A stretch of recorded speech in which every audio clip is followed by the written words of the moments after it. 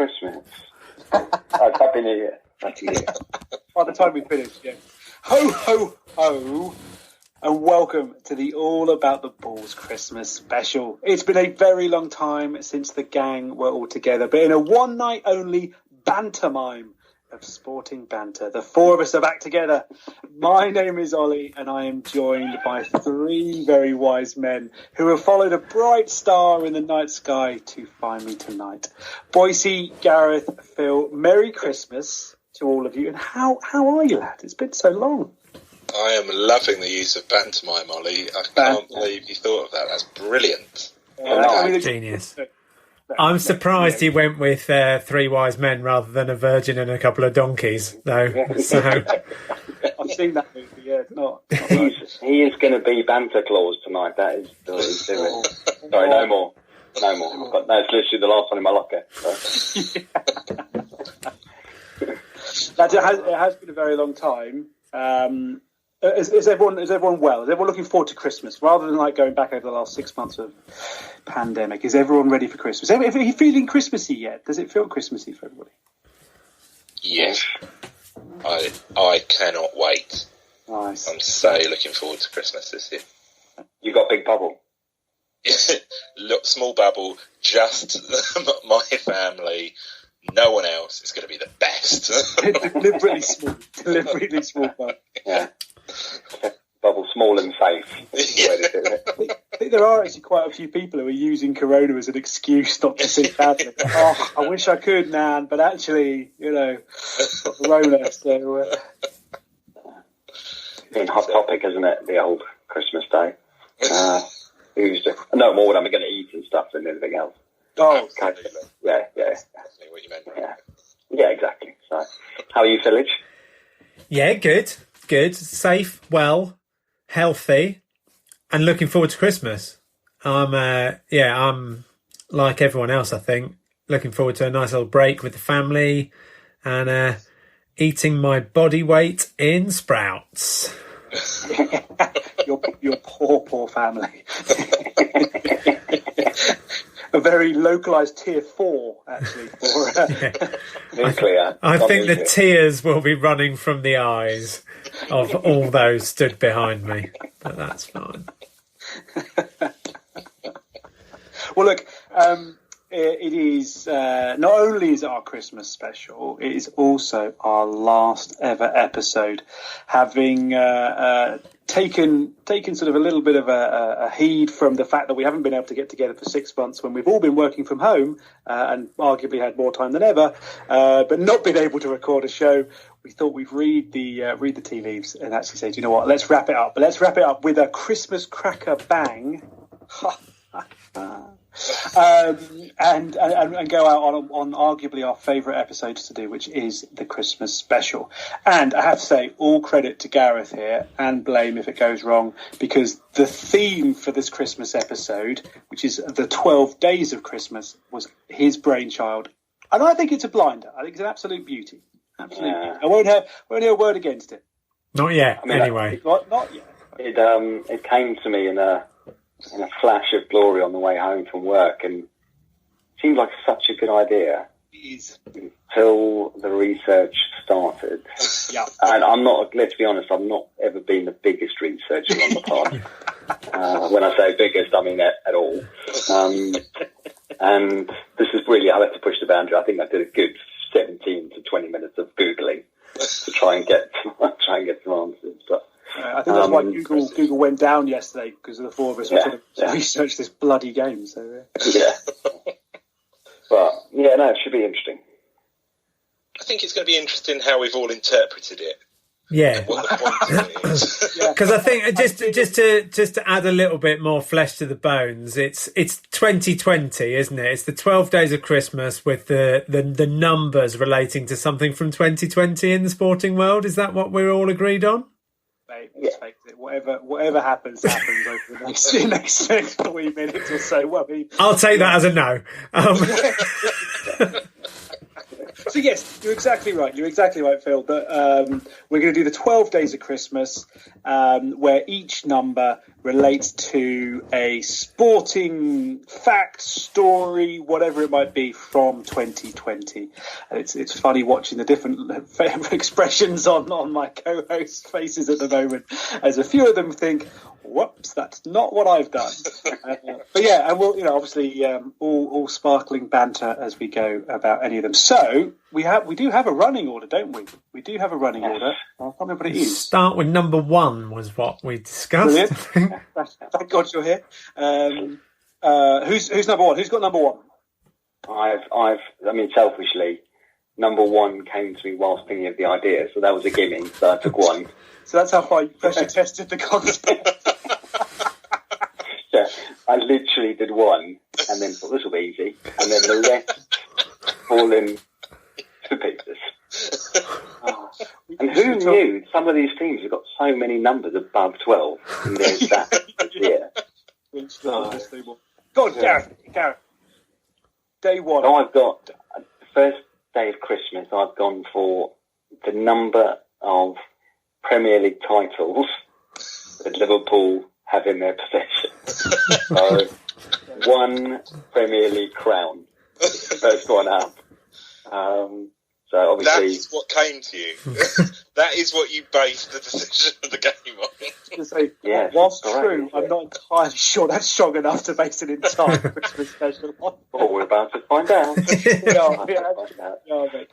I mean, it did dawn on me that I could go the number of Sergio Perez F1 wins. I thought, that's shit. The number of, that was it really. So I'm going on the first day of Christmas, 1 Premiership crown for the Liverpool Massive.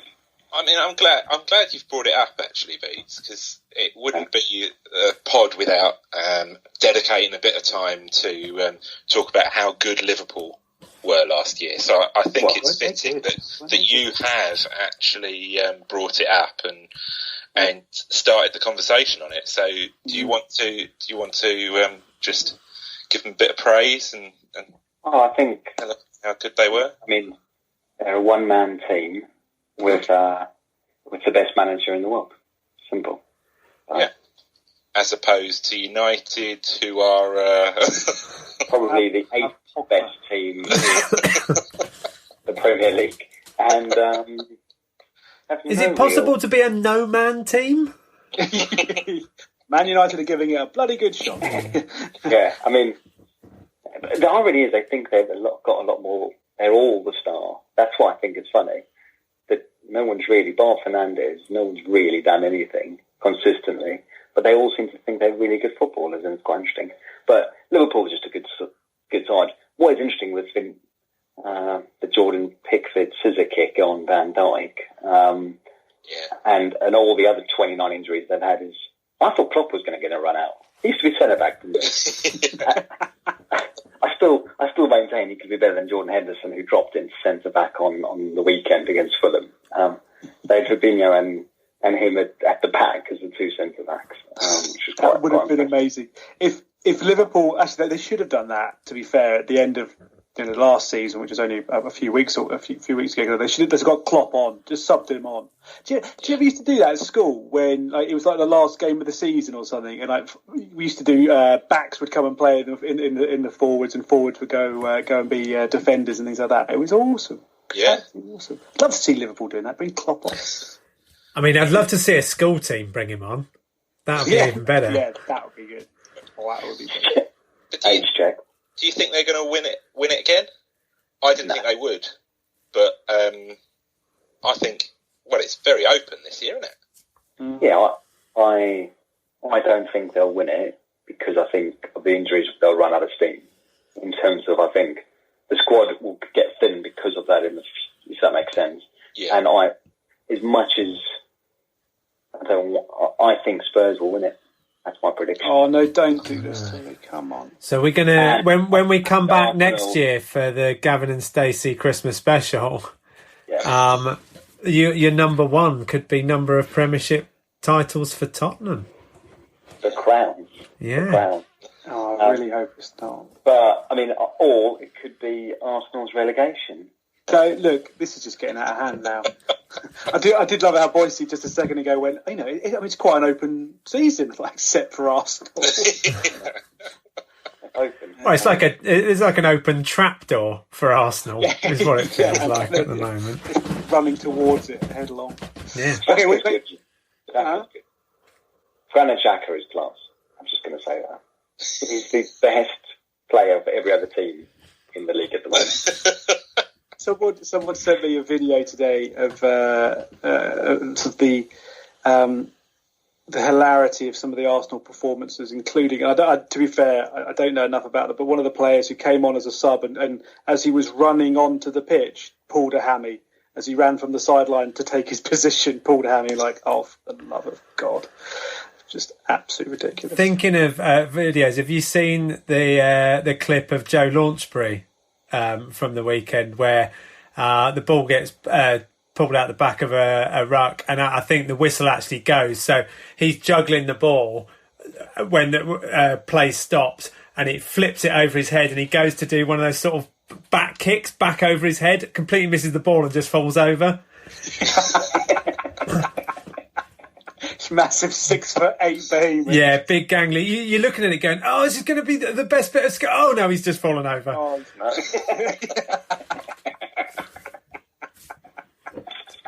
Well, there we go. We are off and running with the first day of Christmas. My true love gave to me a Premiership crown for Liverpool FC.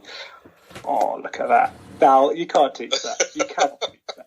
You said you hadn't prepared anything for this. So who's got number 2? I've got number 2. Boise, what have you got for us on the second day of Christmas? Well, I've gone for the second chance in football, a second look, and VAR. Because I tenuous links begin. Yeah, absolutely. We got to number 2, and this, absolutely tenuous. But I thought VAR couldn't get any worse, and I thought they did well to keep it into a second season. But they still haven't solved the problem. Like Sheffield United. And now it's going to go down. Yeah. But I was all for technology and using it, but I can't believe how wrong they've got it. It just seems to be a shambles and not being used correctly and just having a negative impact. And I can't believe it.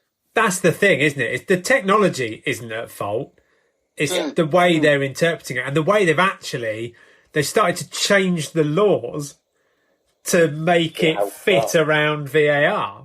Yeah. Rather than just going, actually, VAR's there to help with the existing laws. It's like, oh, actually, this gets a bit...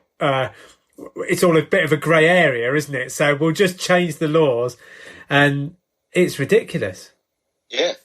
And I couldn't remember... before you had VAR, the decisions that you'd argue, they don't seem to be solving those decisions at all in football. But it's just creating absolute havoc. So how would you improve it? Changing the rules. I think they've got to have some leeway. It's got to be build in human error. So like it has in cricket, where you've got the I don't know how they do it, but for an offside, for example, if the linesman calls it and it's within a margin of error, then it's offside or not offside. But if he doesn't call it, there's got to be that margin of error. Because do you mean if more than half of the foot kicks the other half of the foot, then it counts? But otherwise, like in cricket, go on.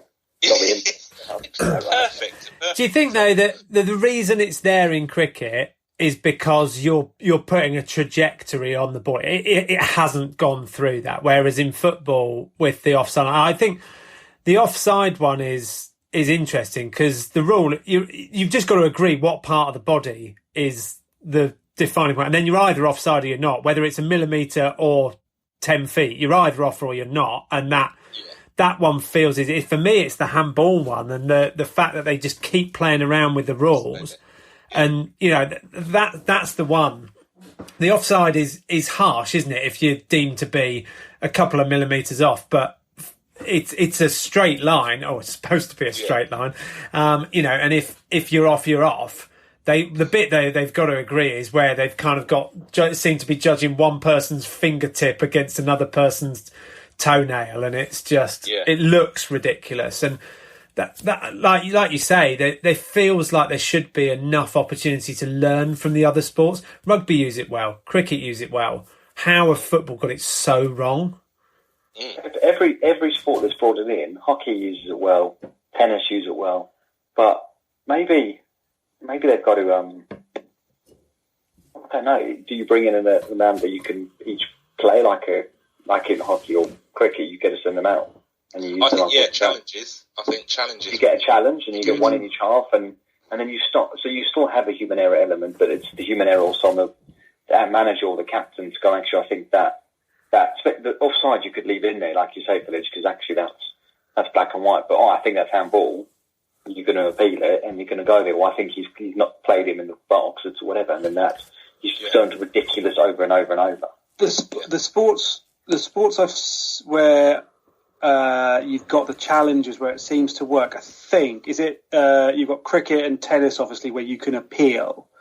I think they've tried it in rugby league where there's like a captain's challenge, and there's something about, and this might be the issue with rugby union then and with football. It's like when it's a fast-paced, non-stop, kind of not meant to be a non-stop sort of game, having in these captain's challenges kind of really bugger up the whole flow of the game, kind of thing. Whereas in tennis and cricket, it's a natural break between points, a natural break between ball or over or whatever.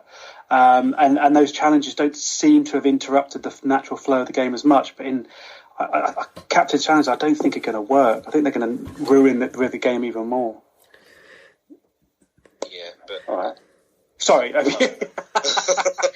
The other bit that's interesting is the bit that people complain about with football, and I do understand this and agree, is that it with a kind of VAR check feels like it's on every single goal basically, and it just takes away that moment, doesn't it? People now don't know whether to celebrate, or they celebrate a goal and just stop in that moment and go, hold on a sec, is this going to be chalked off?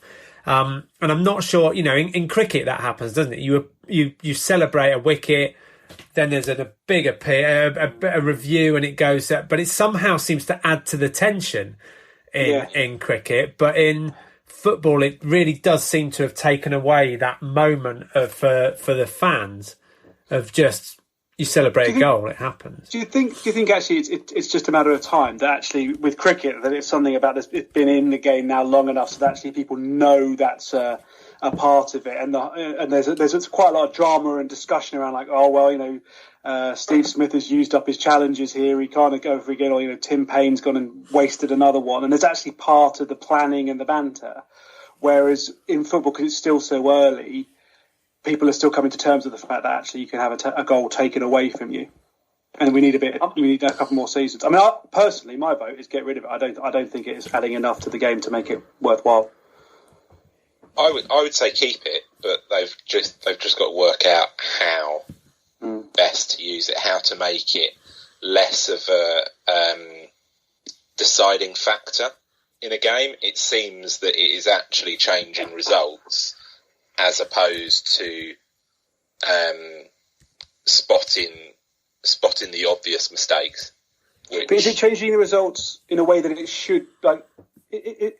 Is that a good thing? Are we getting a more, accurate result? In terms of the actual, game results, season results, is it better now? Is it more accurate? Is it more honest because of VAR? I think the offsides, you could argue that, but as Phil said, I think the way it's changing the rules to fit in, so the handball rule seems to just be developing and changing, as Phil said, to change to suit VAR, and I don't think that is a good thing. And a penalty decision now, I can't remember. There was a weekend or a couple of weekends where the ball just kept on hitting people's arms in normal play, and penalties were given. And admittedly, it was when Palace beat Manchester United 3-1 at Old Trafford. But one of those decisions was it was probably one of the more obvious handballs that you'll see. So, but I know. I think one of the other issues, again, is the consistency of decision, though, because part of the issue, especially with the handballs, is two near identical things were happening. And in one game, it was being given as a penalty, and another one, it wasn't. And that's where, certainly if you compare it with cricket, and I appreciate it's slightly easier in cricket because it's a bit more definitive, but the technology overwrites wrong decisions, or it confirms right decisions.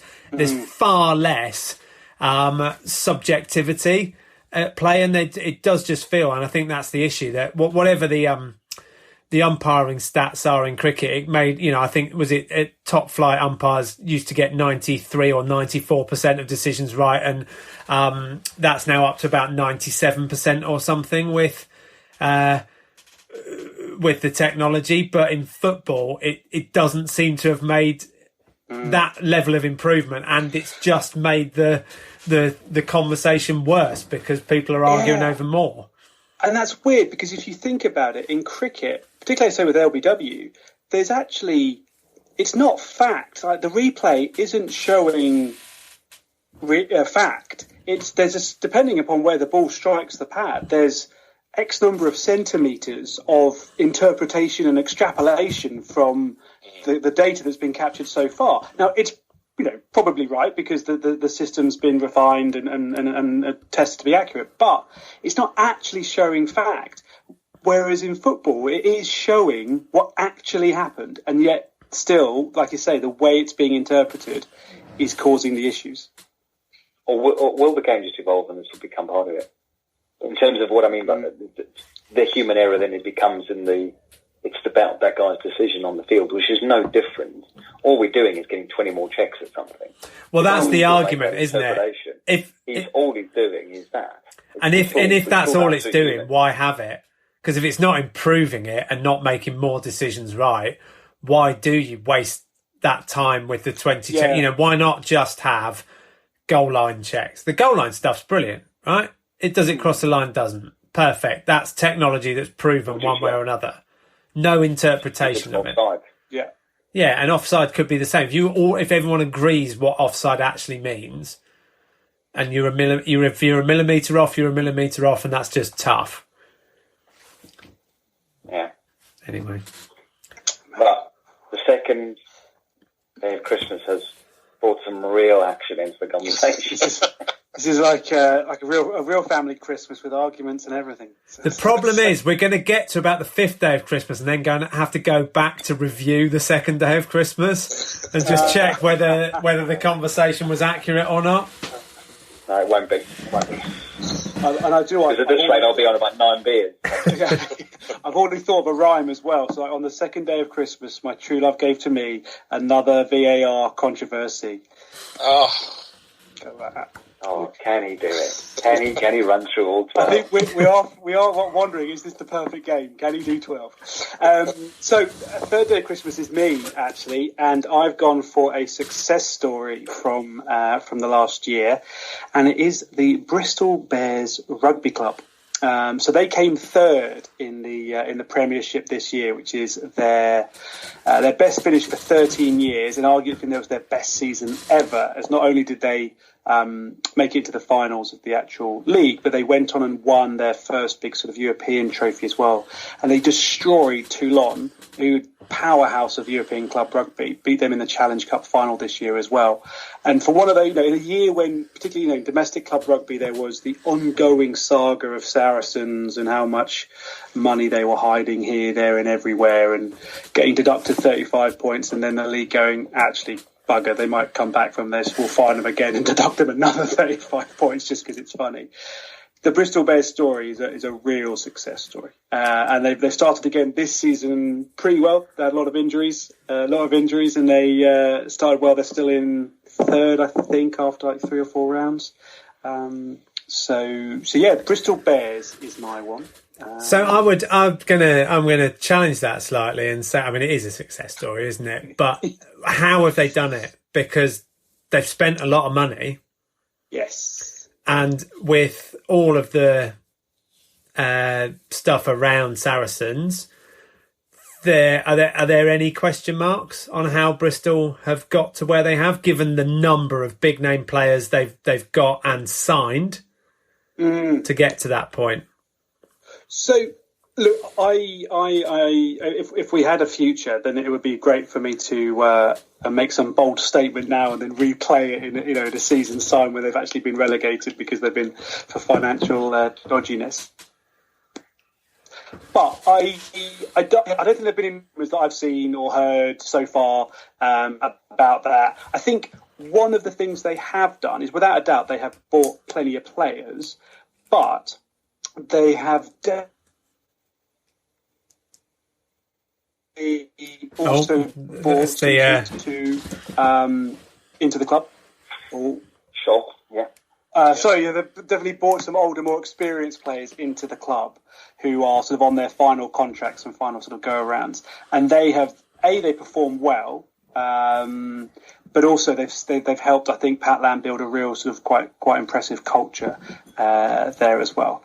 So, I mean, I think that's exactly what they said about Saracens, to be fair, before they got absolutely done. But culture is another word for buying lots of money. People like being there. We've got culture. Yeah. We've embedded a good culture.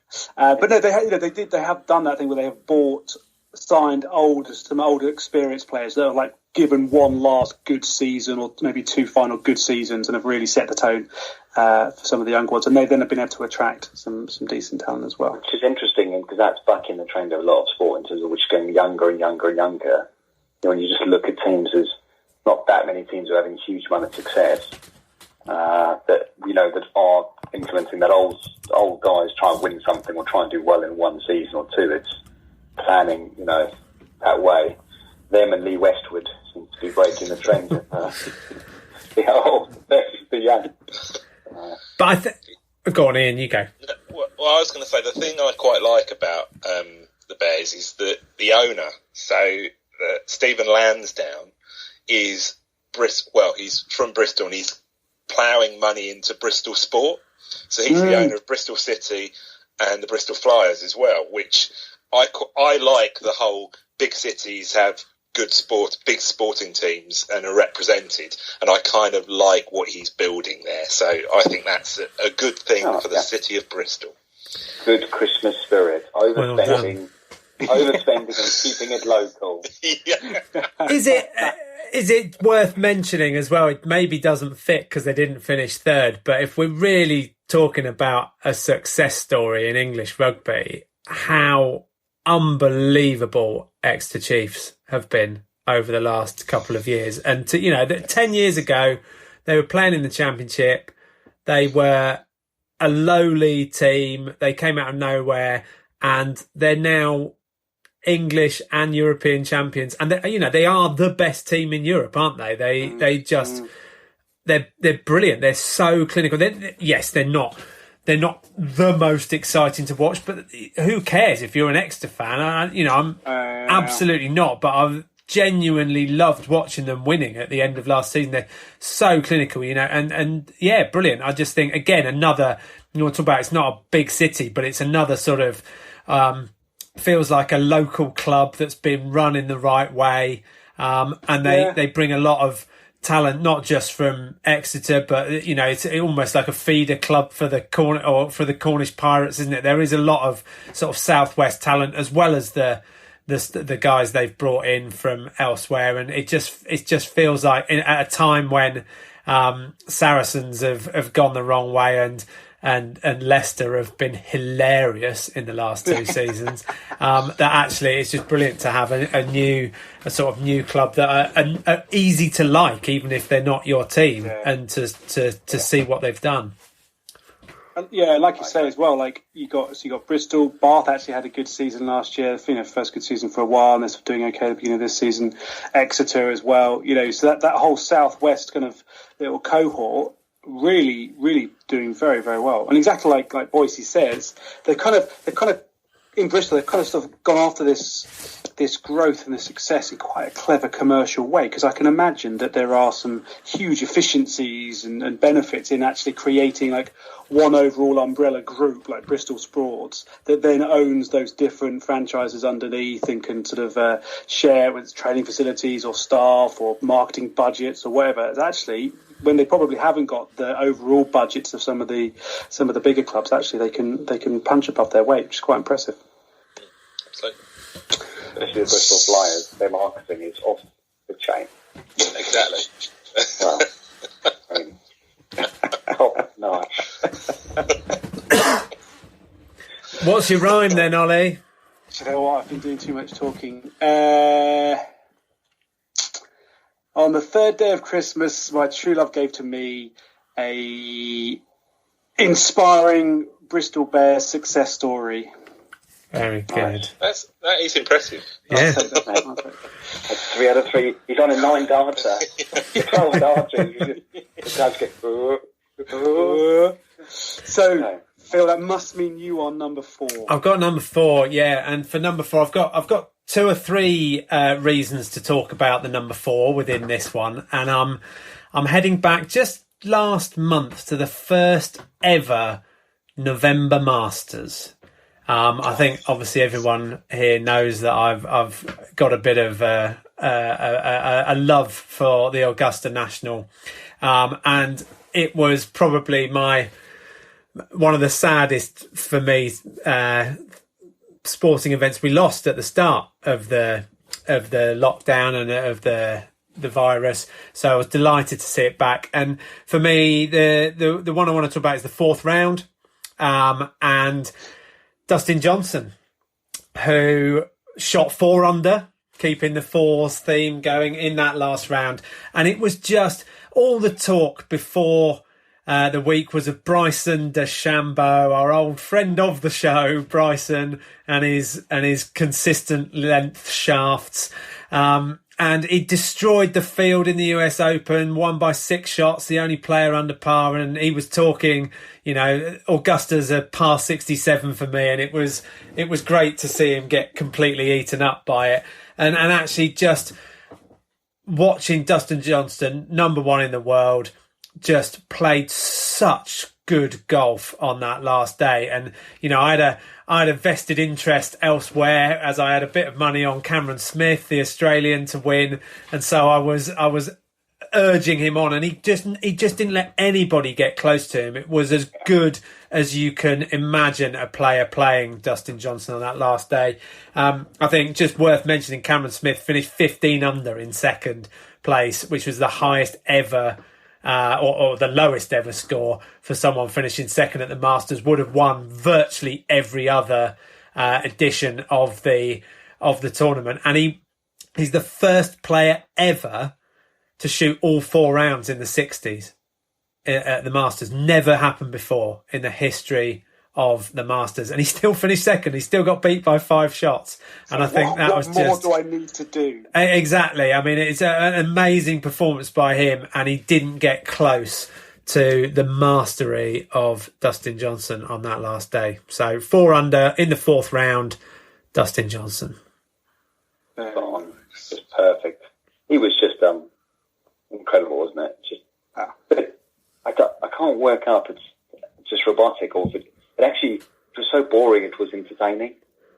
Yeah, absolutely. I'm watching him on that final round. There was something. It was just so monotonously relentless. There wasn't some charge at the title or highs and lows. It was just this Terminator eating up hole after hole after hole. Because he wasn't missing fairways. He wasn't missing greens and scrambling to make the par and then just cashing in on the par 5s like people sometimes do.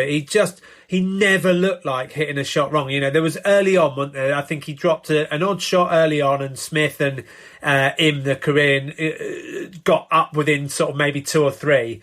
And then a couple of holes later, he'd pulled away again, and he didn't miss another shot all day. And, around Augusta with the pressure, he's got a history of not performing like that at the majors. And yeah, you're right. It was robotic without feeling robotic. It just looked like someone totally in control of their game. It must, I mean, I can't remember. Was it Smith and the Korean in the final group with him? No, it wasn't. It was ahead of him. Yeah. But it must have been like so. I don't know. You must have been keep looking over for some kind of like chink in the armour or some little like. God, is he starting to sweat a little bit? Is he shaking at all? Is he questioning his caddy's selection and recommendations? Like nothing. Absolutely stone cold the whole way around. Just think, I can't catch this guy. And you are right, John. Shambo was just amazing. I mean, he got unlucky, to be fair, which I think threw the whole thing. That one hole when he lost the ball on the 15th or whatever. Yeah. And he lost when he tried to drive. It's just comical watching him play, though. When he's good, he is so good. When he's bad, he looks so bad. Yeah, and I think that's the thing, isn't it? Like, he's going to win a lot of golf tournaments, and he'll probably win a lot of majors, just because when it clicks, he smashes it miles past everyone. There was a little picture, maybe the day before, here for the tournament started, where someone who'd played a round with him had the distances he'd played his second shots in from, and it was all, they were all just pitching sand wedges, or maybe a 7-iron on a par 5. He was, when it clicks without the pressure, he was just utterly blitzing it. And he will destroy courses, he will destroy fields, and you hope for golf's sake that it doesn't click too often, because he will ruin a few tournaments. Like, the US Open really was just so one-sided. It was incredible to watch in one degree. Second place there was even par over the 4 days, and he was 6 under. It was impressive, and he's not just doing it on easy courses, but it was really nice to see the course bite back a little bit, and him not take the place apart. But you suspect one year he might play it in par 67, and it's also nice that he like, as arrogant as it came across, he kind of, I hope he doesn't lose that part of his personality and doesn't keep quiet next time, because that just makes so much for the fun of the story. Do you think he's going to change the game of golf by others will try and copy him or develop what he's introduced, and that's how we'll see golf develop? Biceps the size of a python. I think. But do you think courses will also be redesigned to adjust to that change? I think if too many people do it, I think they'll go. I think we talked about this before. I think they're more likely to change the balls, because you can't just keep making courses longer. 700-yard holes, yeah. And so I think they've already talked about this tournament ball that they're going to design that flies like 80% of the distance of a normal. I think I've got a few of them in my bag. I must have landed up with a few prototypes. But it'll be interesting to see, won't it? Because if he starts having lots of success, then you maybe you will. But he calls himself the scientist, doesn't he? It's all about what's the science behind it. He's the only one that's got the same length shafts on every club. He's the only one that's bulked up like this, and he clearly thinks it's going to work for him. And some weeks it is. But I think it's such a big change, isn't it, to make? It's the opposite of when Phil Taylor lost all that weight and couldn't find his balance to throw his darts properly, so had to get back on the pies. Awesome. But there you go. Exactly. So, I like it. Well done. Nice. No, I have got one. I have got a rhyme. Of course you have. Go on. On the 4th day of Christmas, my true love gave to me a green jacket for a bearded Dusty. Nice. Good. Very good. Good. Nice. And he's married to Wayne Gretzky's daughter. We know Yes. That? Yeah. Yes. Boy, is he. There you go. Yes. And who can blame him? So we've done. Get in the hole. Stop it. It's a family show. So we've done one round. It's only taken us 40 minutes, and we've done one round. Smooth. So we must be back to Mr. Gareth. So, on the 5th day of Christmas, I'm going for 5 Mumbai Indian crowns. Oh! Very good. So, IPL in Dubai this year, because the virus doesn't go there, apparently. So you can play cricket. The bubbles are bigger. And they did the IPL, and the Mumbai Indians took their 5th crown. I believe their 5th crown in 8 years. Really? So they didn't win it for the first 6, I think it was. And then since then, they won their first one in 2013, I believe. Inaugural was 2008. Yes, I've done my research then. And it's all from here, just so everyone knows. But yeah, so I'm going for the Mumbai Indians, who have proven to be the best T20 domestic outfit out there. Do you guys watch much IPL? Because I Not a ball.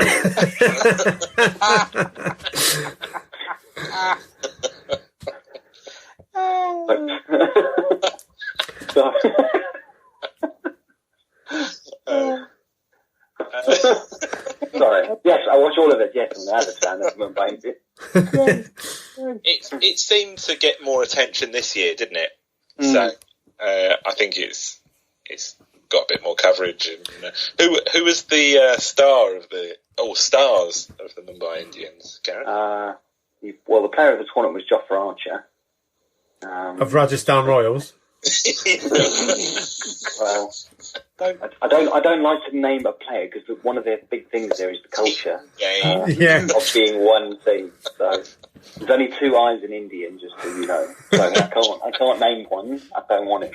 Don't upset anyone. Is it does Kohli play for the Mumbai Indians? No, he's Bangalore, isn't he? RCB. I have to say, I desperately hope he was, because that would have made the rhyming a little bit easier. Yeah. Oh, is it Rohit Sharma? Yeah, he's captain. Pollard? Beat the Boomerang? Wait. I don't think Boomerang plays them, does he? Oh, no, he does. He does. Just yeah. Roy? Don't question my mind. Sorry, mate. You're a big Indians fan from women. I'm blue and gold till I die. That's what I'm telling you. They got Trent Bolt. Kieran Pollard. The Cock. Quinton the Cock. He's the. I know. I didn't want to name him, but yeah, he's up for the stuff. So it'll be labelled as biased. Is Jayawardene still coach? Is he? Yeah. Most successful T20 domestic coach in the world. Is that what Wikipedia says? Cannot back that up with any stats. But I like him, and he's doing well, so that's enough for me. Nice. But yeah, so I mean, it's slim pickings, and the most I've ever watched was the documentary on was it Netflix or I think it was Netflix that did a whole documentary on, and they followed the Mumbai Indians for a season. That is the most IPL I've ever watched, and it was in 10 60-minute episodes of them behind the scenes. Ian, you said there was a bit more made of it this year, and I thought that. I've never really watched it, but I saw certainly a few more clips and watched a couple, and there looked like there were quite a few really good games, because I think over the last few years the Big Bash has been a better tournament than the IPL, but it did seem like there were loads of good games in the IPL this year, and I don't know whether it was it more in people's consciousness just because there hasn't been as much sport. And so it was on. Yeah, potentially. I mean, it's a good warm up for the 100. I imagine that's what the 100's going to be like, isn't it? But was it on Sky Sports this year too? Wasn't it? Well, I was going to say that it was definitely on Sky this year, but I didn't know whether it was on previous years as well. I don't think it was. I mean, Big Bash is obviously a much better tournament because it's sponsored by KFC. Absolutely. So, anytime the Colonel gets involved in a sponsorship deal, I am on board. Do they? Because the one thing you know about the IPL is that all of that's a Mumbai Tractors Maximum or something. They're all got the crazy sponsors. Are all of the is everything in the Big Bash sponsored by? Is that a Zinger Tower cotton bold or something like that? Do they actually hold on? They have the Zing. Is it they have the Zing bales or the Zinger bales? Are they? Is that linked to KFC? Yeah. Is that where it comes from? Gravy train. The gravy train. Yeah. Grab your popcorn, chicken, and sit back. Yeah. Oh, it's too good. But yeah, that was my number 5. Excellent. Love it. Excellent. Nice. I like that we're covering off quite a few sports and places around the world. I think that's kind of nice. Yeah, you see, my quality and diversity I'm going towards. Yeah, it's fantastic. Well, actually, I think we should pull a cracker.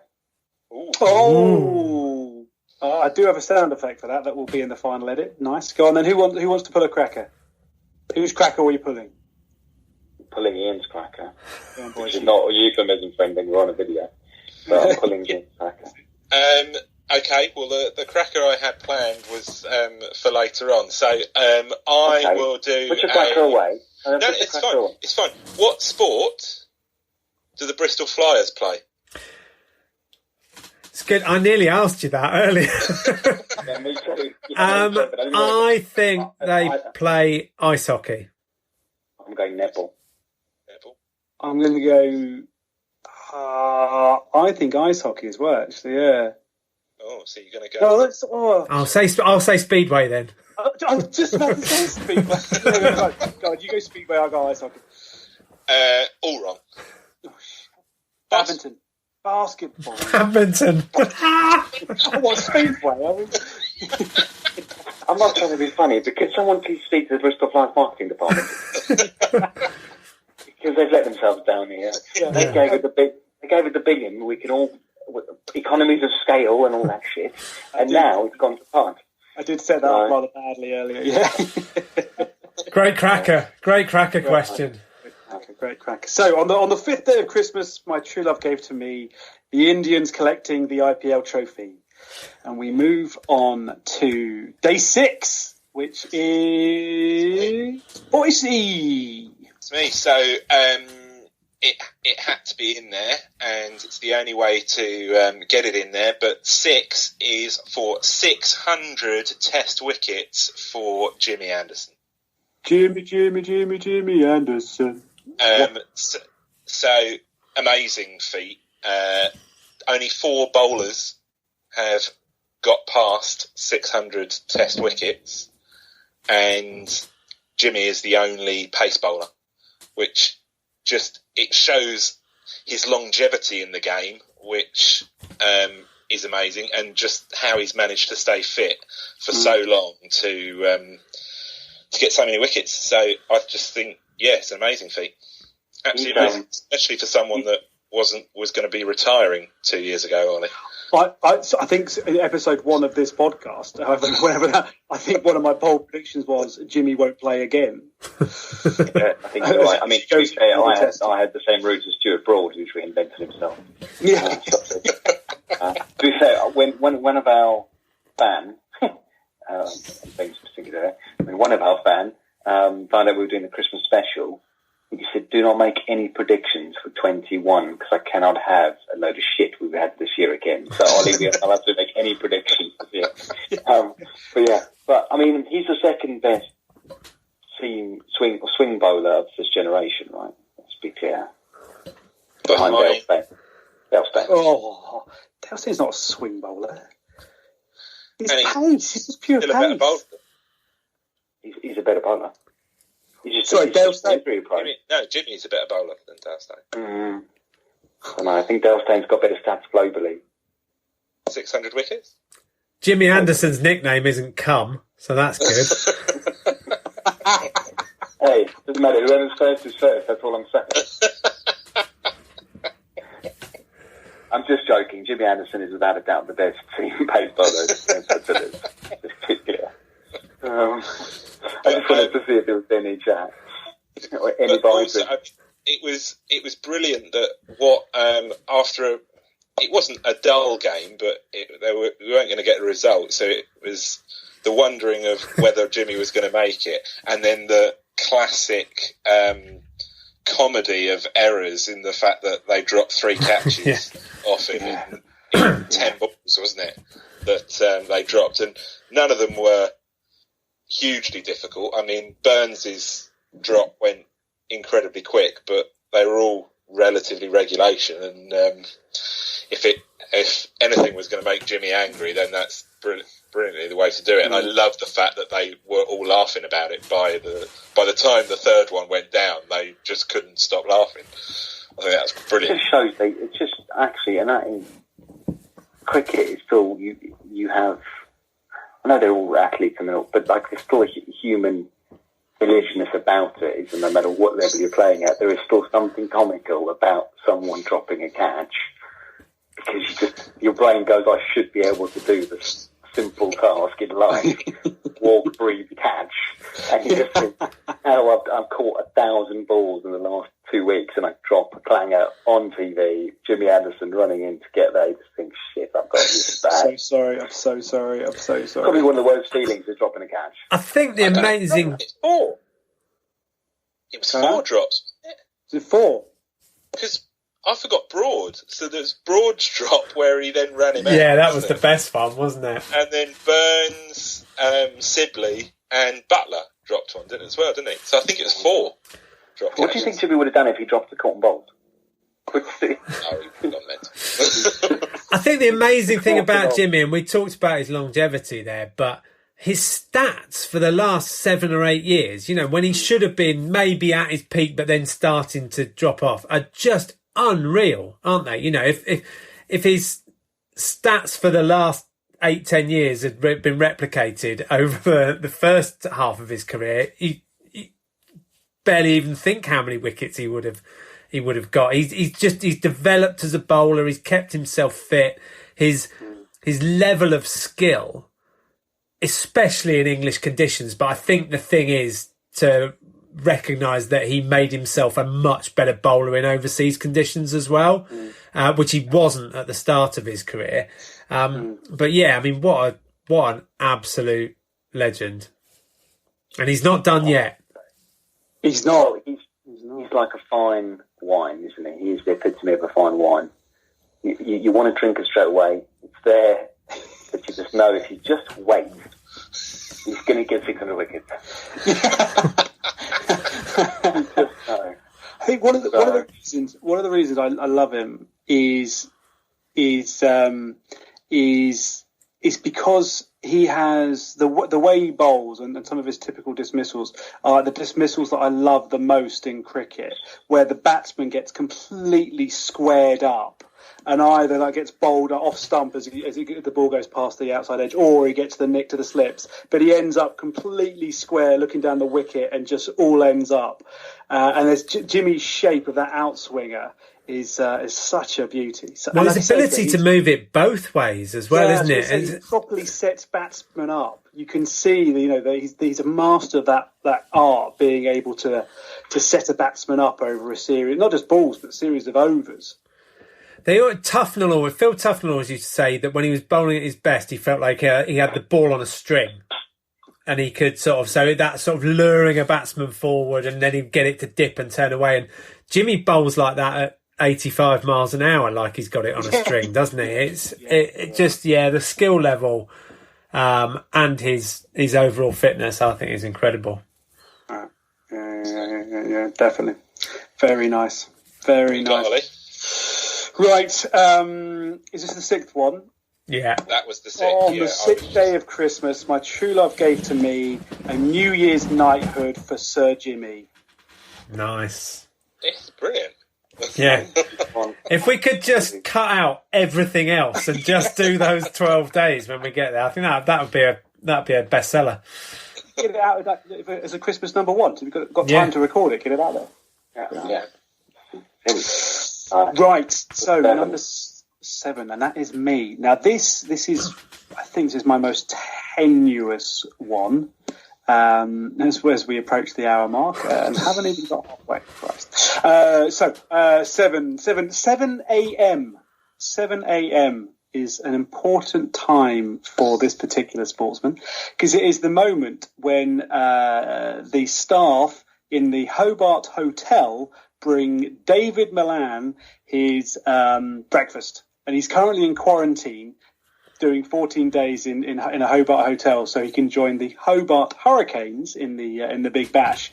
But he has had a fantastic year, and he's going to end as number one T20 batsman, and not only number one, but he's also set a new record for the number of points that a T20 batsman has achieved. I think it's like 915, and no one has ever broken past the 900 barrier before.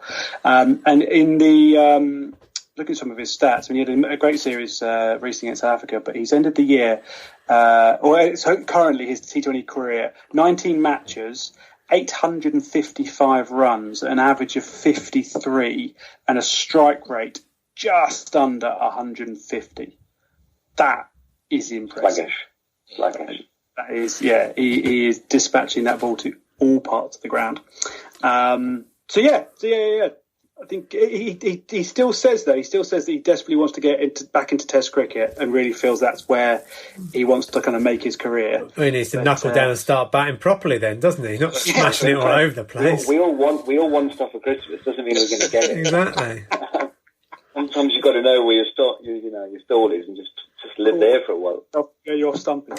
They're incredible stats, though, aren't they? I mean, that's insane. He had that start where he got a few runs because he got in the team because not everyone was fit, and you thought, oh well, he's doing okay. But as soon as everyone's back, he'll be out again. And I think he was for a little bit, wasn't he? And then they brought him back in, and it's like he now has got himself in a position where they're struggling to work out how to fit players around him, aren't they? What is England's? They've dropped Root, and I know you might argue that Root isn't a traditional T20 player, but he scores over a run of ball, and he might not hit big fours and sixes, but he's done a really good job for England in that team, and more recently it was almost a case of, well, Milan's got to play. They want Butler to open, so it might be that one of Roy or Bairstow doesn't play. It's just bonkers, isn't it? Yeah, crazy. Well, although at the moment, Roy, poor old Jason Roy hasn't been able to buy a run this year, has he? He's had nothing. But, he's got so much in the bank with England that you feel it's only going to take one innings to click and he'll come back. But, yeah, I think it's hard, or it's easy sometimes to forget when watching this England one-day team, whether it be the one-day team that won the World Cup last year or the T20 team that are just winning matches from nowhere, that they've got no right to win, that this England one-day team is unbelievably good. And, we've lived as England cricket fans through decades of just incompetence in one-day cricket. Plenty of incompetence at Test cricket as well. But over the last 10 or 15 years, we've had 2 or 3 little purple patches where we've done really well. But, up until 2015, 2016, utter laughingstock in one-day cricket, in all, pretty much, bar maybe that one tournament that they won under Collingwood in. But that was just the small tournament, wasn't it? Not the World Cup. But and now they're just really, really good. Yeah. Great. Yeah. I mean, I mean, you're absolutely right. Yeah. Speaking of better. No, but there was. I haven't read all the stories about it, but with the recent abandonment of the tour in SA. There was definitely stuff around Owen Morgan's, I guess, power and influence that actually I think he was the one who said, "Nah, we're gone," and everyone were like, "Fine, if Owen says it." It does. Rightly or wrongly. But, how many matches did they have in the UK over the summer where the bubble worked? Bar Joff popping in to home to pick up a new pair of pants or whatever he was doing, or get a charger he'd forgotten or something. But the bar that, the bubble worked spot on, right? In the UK, textbook, no incidents, everyone played, no issues. take it down South Africa in Africa, and it's people are getting positive and they're negative. We can't get the test right. You just think this is just cracking me up so funny. This one country you think, please just get this right. No, we've done it bad. Yeah, we've got it on. Right. But I mean, I think they could have probably finished the tour. But anyway, it doesn't matter. I mean, any cricket was a bonus, or any sport was a bonus, really. So, but Ashley Giles and the bubble know what they're doing over here. They've kept their bubble secure. Maybe they need to be running the lockdown over Christmas. there's something in that though, isn't it? Sporting national governing bodies get an awful lot of stick, and often absolutely rightly. But the ECB deserve a lot of credit for, they've got multiple overseas teams over. They got obviously the West Indies, Pakistan, Australia came over, Ireland came over, the West Indies women came over, and they got through all of that with nothing. And I think as well, praise to the ECB, but praise to each of those countries for coming over to get the cricket on. And I really hope that the ECB are able to repay some of that as well by organising tours back to the West Indies, back to Pakistan, because those guys came over and took a risk because it hadn't been done. And, the UK was hardly a bastion of shining light of how to deal with COVID, was it? They were coming from probably safer places to come into a bit of a COVID war zone, and they sucked it up and they did it really well. And, praise to everyone who got it on, really. Agreed. Not so much. Yeah, I mean, awkward. Very awkward. But that wraps up day 7, and on the 7th day of Christmas, my true love gave to me the best batsman in the world in T20. Oh, he's on it. He's on a 12-darter. He's on a 12-darter. So who has number 8? I've got number 8, and I'm gonna do a last minute change, and maybe we'll speed through this one because I haven't done any prep work. But I was going to shoehorn in that Stuart Broad had batted at number 8 in a test match, and therefore use it as an opportunity to praise Stuart Broad's 500 test wickets. And, he was the man of the summer, wasn't he, after being left out of that first test. But as we've done back-to-back cricket ones in Jimmy and David Malan, I'm actually going to say my number 8 is Exeter's number 8, Sam Simmons, who this is possibly a bit of praise for Exeter's Sam Simmons and a bit of just banging your head against the wall as to Eddie Jones's bullishness about just continuing to either pick what some people might see as his favourites in the likes of Billy V. But Sam Simmons is pretty much the best player in Europe at the moment, and he's not getting picked for England. Not just not getting picked for England, he's not getting in the squad for England. And it's always intriguing to see what Eddie Jones is thinking, because there've been plenty of examples over his tenure of, players seemingly making themselves almost, you have to pick this player right now. And Eddie just says, nah, mate, and picks who he thinks is going to do the job. But I think we talked a little bit earlier about how Exeter have been that success story, and that's been built on a number of players, obviously. But for me, Sam Simmons, best player in Europe, can't get in England's team, and it'd be interesting to see whether Warren Gatland has a different view to Eddie Jones over the summer, and whether we see Sam Simmons getting in that Lions squad and playing himself into the Test team. I think we will. I think over the last sort of year, 18 months, Billy V has not been up to his old levels, and Sam Simmons definitely deserves a run in the team for the Six Nations. And in general, the England pack and the England back row especially, there are so many options that Eddie Jones can call upon to play in that back row. It is outrageous how strong they are there. We need more strength in the backs, I think. But in terms of that back row, it is ridiculous how many top quality players we've got playing in England now. There you go. Short and sweet. Sam Simmons, number 8. Done. Just enough time for a little one here. So on the 8th day of Christmas, my true love gave to me a number 8 who should take the shirt off of Billy Villy. Oh, very Nice. good. He's on it. He's on it. Number 9. Who's number 9? That would be me. It got a little bit trickier as we went up the numbers. But I want to talk about it because I want to talk about the other side of it. But the 9th day of Christmas is the Lakers winning the championship and defeating their 9th team in doing so. So they've won 17 titles but beaten 9 teams. So 9 people who've suffered at the hands of the Lakers. Is there a Google sound you can make from it?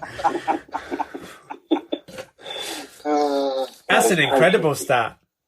Yeah, I think so. Who's the Lakers' key players? Well, it's hard to say, Ian. But Is this the Lakers Speedway team? yeah, Yeah, just checking. yeah, they have the same marketing department as the LA Kings and LA Galaxy, so they're pulled together, and they've done well. But yeah, no. So obviously Kobe Bryant ran and had a huge thing, and he tragically passed away. But LeBron James won his 4th championship with 3 teams, which I think has not been done before. I don't think by a player to win it with three different franchises. So impressive all around. But yeah, that was my number 9. Very impressive. Yeah, really good. Very nice. Really good. So I've read somewhere actually that the NBA basketball players are the best, I think on average, the best paid professional sports players in the world. In terms of average salary across the league kind of thing. They are by far... Not Scottie Pippen. Not Scottie Pippen, according to the Jordan documentary. Yeah, He got given a 10-year contract and got paid £200 a week or something, and everyone else was doing short contracts and getting paid a fortune. So. Management. Or management making. But yeah, it's a LeBron James. It's weird, isn't it? A weird sport where you can have such an influence by one person who can completely dominate. You know, I don't think you get that as much in maybe American football, but I just don't think you get as much where you can just get one guy like Jordan or LeBron or Brian or anyone who can just completely dictate whether they will win that game or not. Completely. Tell that to David Milan. Yeah, true.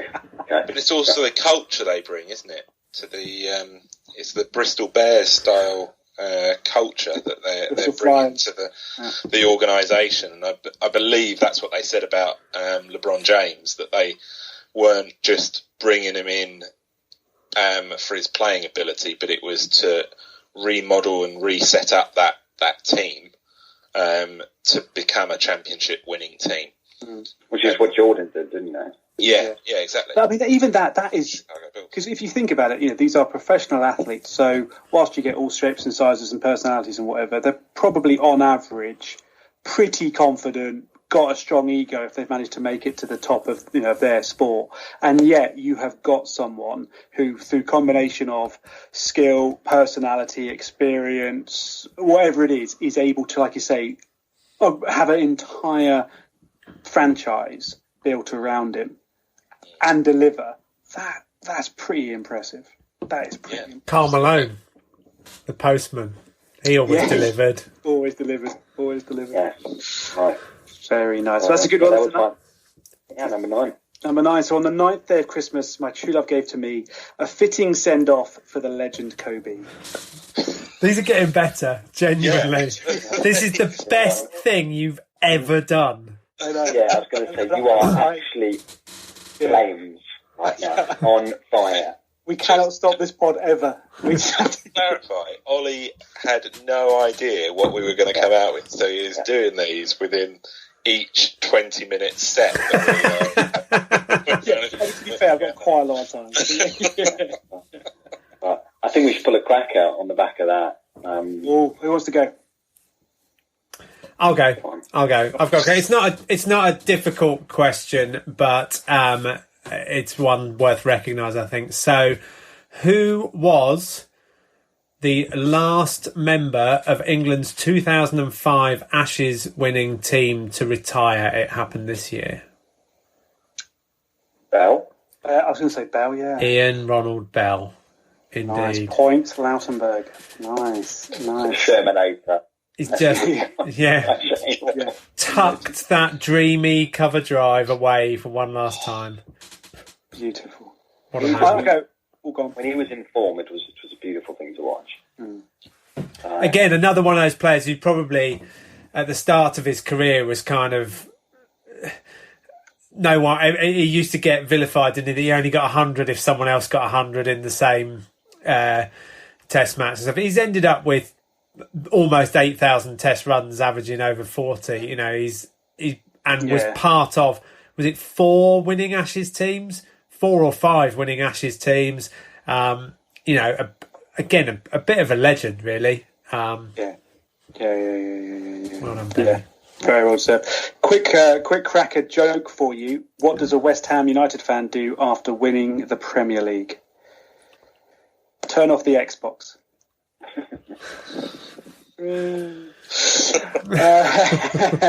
So what are we up to? 10. 10 voices. Yeah, I'm 10. So, slight tenuous link again, 10. but 10 lords are leaping. So, Lords, very exciting year for me. Is this just you went to Lords? I would have loved to go to Lords. So, would be nice. I was the only one who's a member. Well, yes, I was going to say, very lucky to become a MCC member, which, amongst many things, enables you to go to any game at Lords for free and access the pavilion. Obviously, a great benefit, apart from in the year where there is no cricket at Lords that people can attend, which was 2020. Thankfully, they still asked me to pay my full membership fee. I was going to say, the for free bit was a bit of a misnomer, really, wasn't it? So can we just say well done to the MCC marketing department, who are one of the subdivisions of the Bristol Flyers, who managed to maintain 100% retention of membership and at full price, which no one seems to have done in COVID. Well done. The Christmas party is actually a trip to Rio, all expenses paid. Mate, you're going to cancel membership, right? Absolutely. Don't stand for that. Don't stand for that, mate. No. Freeze the membership, like you're David Lloyd. Do you have to put your? Is it one of those where you have to put your name down, like a before you're even a glint in the milkman's eye kind of thing, like? Yeah. So my dad put my name down without me knowing 20 years ago. Man, that's fantastic. I got to the top of the list, and that is it. So yeah, it's brilliant. Really, really good. Very cool. That's very, very cool, man. So the cracker question I was going to pull was there's how many people? 10 people that are on the Lord's Honours Board for getting a century and 5 wickets in an innings at Lord's, obviously. There's only 10 people that are on both. Both of them? I was going to say, can you name them? Yeah, sorry. So I would say there's 5 that you should get. Both of them? Yeah. Flintoff? Yeah.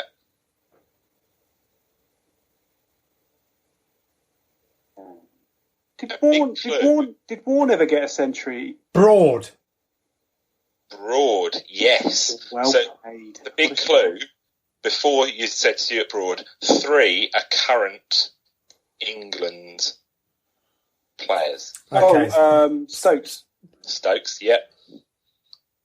Did Wokes get his 100 at Lords? Wokes did get his 100 at Lords. So the others, Gubby Allen, never heard of. Ray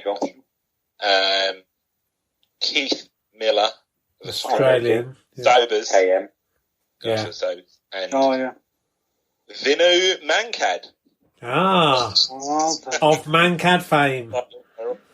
But not just a pretty face, eh? but Not just a cheating way to... The list of people that aren't on the honours board at Lords, there's some amazing names in there. Tendulkar never got on it, did he? Tendulkar never got on it. Atherton, run out for 99. Atherton is on the honours board, But because he got a one-day international ton. Okay, yeah, he didn't get a test ton, did he? Yeah. So did Lara never get one? Lara Ponting? Ponting is only on it because of an ODI century. Murali is only on there because of 5 wickets in an ODI. Lautenberg run out on 72.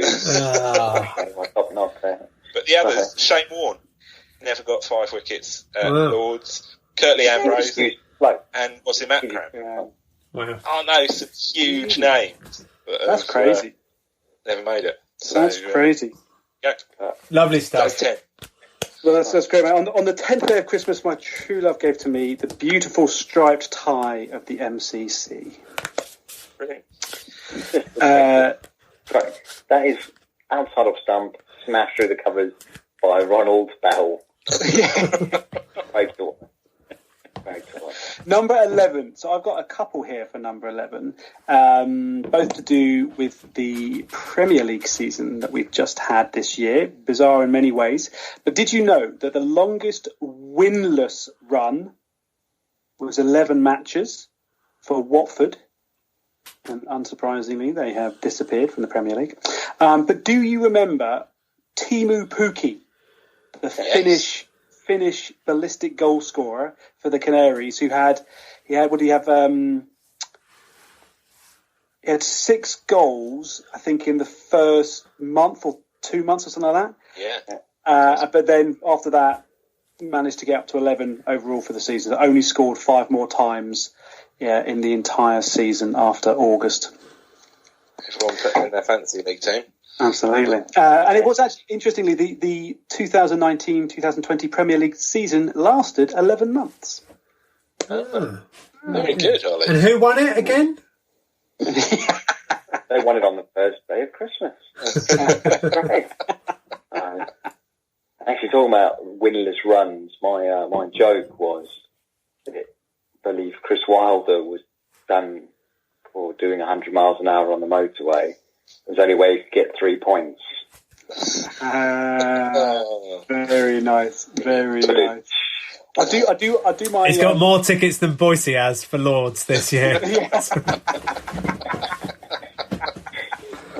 For free. Yeah. Here are your free tickets. But before you... another Christmas cracker one for you. So, have you heard of the football player, Gary Hooper?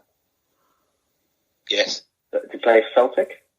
He did indeed. So Gary Hooper is 32, and he is currently plying his trade in the Indian Super League for the Kerala Blasters FC. My favourite team.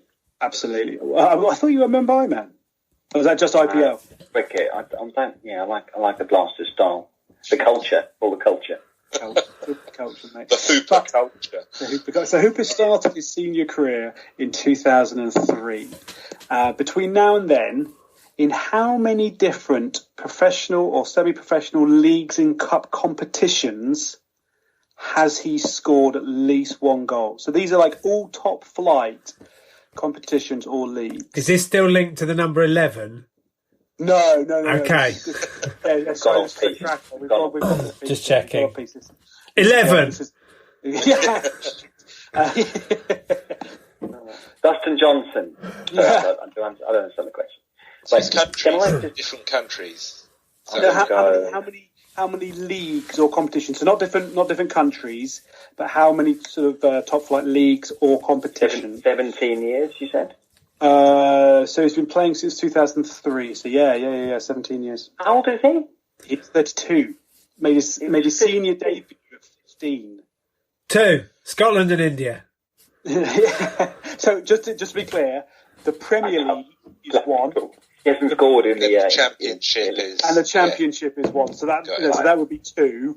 So how many 23. competitions so 23? Kind of shitting on the overall number there a little bit, but yeah, sure. 23. Okay, 4. 17. 17. Boise. 13. No, more than that. No, yeah, I'll go 13. 11. I bet you it's 11. Yeah. No, it's not 11. It is 15. So he has scored in the Premier League, the Championship, League One, League Two, FA Cup, League Cup, Football League Trophy, FA Trophy, Champions League, Europa League, Scottish Cup, Scottish League Cup, Scottish Premier League, the A-League, and the Indian Super League. So, hasn't scored for Kerala or whatever. He has. I think he scored on debut. Got a penalty. Did he? After LeBron James of Kerala. He's played for 16 clubs in that time. But he was when he moved to Celtic, he was top scorer for Celtic in his first full season. Really? So whilst he's a bit of a journeyman, he has actually had some peaks. Yeah. I like your 11 though. There was a good number of things going on. Pookie was good in the beginning, wasn't he? And now he's still at Norwich. I think Pookie might have been chosen just because he rhymes with me. Do you know what? Yeah, I mean, hang on, you haven't worked out his trick, have you? Yeah, it was. With hindsight, that has worked out perfectly because you can't rhyme Watford with me, but Pookie works nicely. So we'll just assume I said something funny about that ends with Pookie. You've got to do it. I've got to do it. On the 11th day of Christmas, my true love gave to me a scoring canary with the name Pookie. Oh, he's on 11 data. He's got, probably peaked around 10, I would say. Yeah. You could have had him at Canary. Oh, I should have gone Canary. That would have been good. You had it, and then you stretched one too far. One too many bookies. Yeah. Story of my life. Number 12. Number 12. The last one. So my 12th day of Christmas is... I'm looking at sporting events which have moved 12 months on. So some of those immovable objects in the sporting calendar, Euro 2020 and the 2020 Tokyo Olympic and Paralympic Games, that unprecedented in any times really for these competitions to be postponed by a year. And that we'll be seeing them in 2021 instead.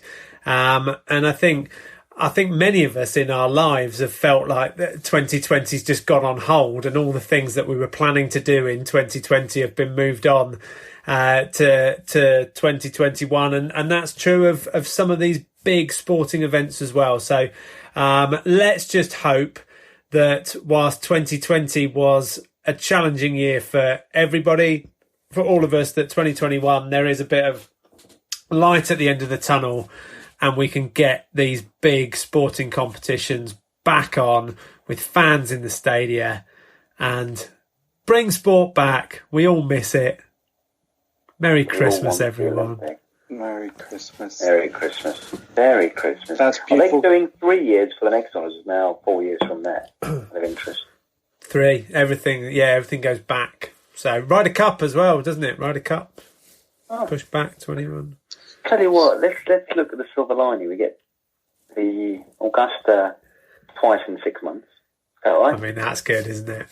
Yeah, and you'd like a bit of that. Yeah. We get another extra build up for the Olympics, which is good. Anticipation. Then we only have 3 years to wait for the next one.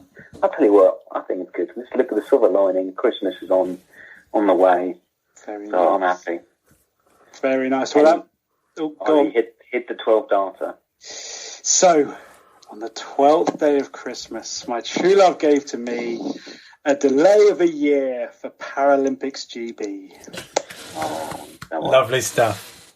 Well, the crowd goes wild with the famous 12 data. Yeah. the fake crowd noise from Amazon Prime and Sky rings out loud. Guys, that was. Should we have a quick recap? So we had the first day of Christmas was the Liverpool crown. I should have written these down. Was a premiership title for Liverpool FC. What was second? I have to write these down. Double the VAR. Oh yeah. second. 3 was Bristol Bears, not the Bristol Flyers. Not the Bristol Flyers marketing team. 4th was Dustin. Yes. 5. Fifth was the Mumbai Indians. 5th crown. 6, we had 600. 600. Yeah. 7, we had David Milan. 8 was Sam Simmons, not getting into the England team. 9. Was the 9th team to lose to the Lakers in their run to 17 championship. Nice. 10. Lords. Some sob story or other. Lords. 11 was and then 12. Was the 12-month delay on those big sporting events. Boys, I think What a year. what a year. But I think we've done well. New Year's resolution, have we got one? One before we sign off. Mine is 100%. I'm going to more sporting events next year than I did this year. Do you know what we should do? We should start a podcast. Yeah. Do it at every live sporting event. That's why we haven't done as well, because I'm recorded live. I'm going to the Lions tour. I've got tickets. So Amazing. Good boy. test 1 and test 2, and I'm on the mission for 3. So all our listeners, if you could hook me up for test 3, that would be handy. No one is listening now. It's 100. Was it 127 minutes. Oh, I was going to say 127 minutes. Christ. I'm going go to more sporting events, definitely, and I'm going to try and play more sporting events as well. Mainly golf, I think, because but yeah, maybe dusting off the cricket bat as well. We should have all about the balls golf day. Yeah. Yes. Yeah. Good. That's a great idea. Be good fun. Ryder Cup. Augusta. Let's do it. Course is not in great nick at the moment, but we can still go around, I reckon. Temporary greens. I'm not inviting your brother, Ian, that's for sure. It's too close. The challenge is too close with it. Happy to play against people that you're going to win. Yeah, 100%. So, we're there. I'm now coaching my son's football team, and he's under 7. And the other dad has arranged for us to play down to 9s on Saturday. That is going to be a little bit tricky. Mate, that is brutal. Yeah. Is this... You're coaching the team, and one of the dads is an No, there's 2 coaches. Oh, right. Yeah, he's the other coach. Oh, good. Deputy coach. Well, we know that's not my strength. That's why I'm flipped into a team, and I was vice captain. That did not go down well either. So, he was a Clough, and who was his assistant? Peter Taylor. Yeah, I'm Taylor. Let's just say that. Clough. He's Clough, I'm Taylor. But boys, it's been an absolute pleasure doing the pod with you lads. I'm sure we can dust the mics off every so often and have a little cameo out, but yeah, we should come out for like just special occasions. We can do the Olympics next year. We can do Ashes and all that. Let's do the big stuff. Yeah, that's a good idea. I'll say thank you. Merry Christmas, you filthy animal with fingers. I believe we're ending on a Macaulay Culkin quote. Are there any stats? You did promise stats. You promised some pod stats, although they might be slightly awkward and embarrassing. But so we had this. Once this is released, this will be our 91st episode. Oh, so close to the top. And we had over 7,500 downloads and plays of the pod. 7,600 and some change, actually, across those 91. And our Christmas specials in the past have been our big winners. We interviewed the Hong Kong Rugby Boys interview was entertaining. That was brilliant. With the two of them sharing one microphone, lying on a hotel room across the bags. Yeah. So we've had some good times. But 7,500. Phil's doing the maths. I know. I'm writing Christmas cards. There was the drunk episode that never got released. Yeah. Oh yeah. That was quite fun. Probably for the best. Yeah. Commentating on Phil Mickelson and Tiger Woods playing golf drunk is not as entertaining as I thought it was. I mean, we were laughing, but it's been good. Delivery chicken halfway through as well. Why not? From the KFC Big Bash. So anyway, it's been amazing. It has been, guys. It's been an absolute pleasure. Absolute pleasure. And a Merry Christmas to all of you and yours, and to everybody else. If you're still listening, then wow, thank you. Not even our loved ones are still listening at this point. But yeah, Merry Christmas, everybody. Cheers, boys. Cheers, Merry Christmas. Guys. Well done. Bye.